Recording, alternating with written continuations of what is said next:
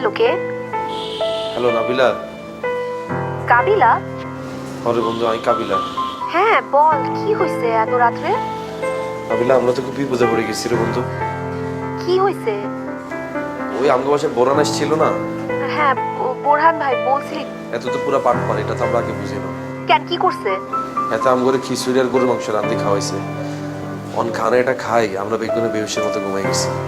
ঘুমের তো নদীতেই আমগো টিয়া পয়সা যা আসছিল, আমগো মোবাইল যা আসছিল বেগুন হাতে বাকি চলে গেছে। আমারও শুভ সেমিস্টার ফি টাকা আসছিল, বাসা ভাইয়ের কিছু টাকা আসছিল, আর হাবুর বিদেশ যাওয়ার অনেকগুলো টাকা আসছিল। সব মিলে প্রায় 15-16 লাখের মতো টিয়া আসছিল। বেগুন হাতে দায় চলে গেছে। ও মাই গড, কি কস কাবিলা এসব? বন্ধু, ঘটনা তো আর ঘটে গেছে। কি হয়েছে আবার? তোদের কোনো ক্ষতি করছে? না না না না, আমাকে কিছু হয় না। ওই হাবুর টিয়া এগুলো হয়ে গেছে না, এটা শুনি হাবু সেন্সলেস হয়ে গেছে ঘরের ভিতরে। পরে হাবুর ইমার্জেন্সি আমরা হসপিটালে লই আনছি। ও শিট, এখন কি অবস্থা হাবু ভাইয়ের? অন আছে মোটামুটি ঠিকঠাক আছে, ডাক্তার স্যালাইন ট্যালাইন দিয়ে রাখছে। অন বন্ধু, এখানে যেখানে আসছি আমরা ফারাবি হসপিটালে আসছি, বুঝেছি। এখানে তো অনেকগুলো টাকা পয়সার ব্যাপার স্যাপার আছে। আমার কাছে তো কোনো টিয়া হাসি না, বেগুন তো পড়ানো চুরি করে লই গেছে।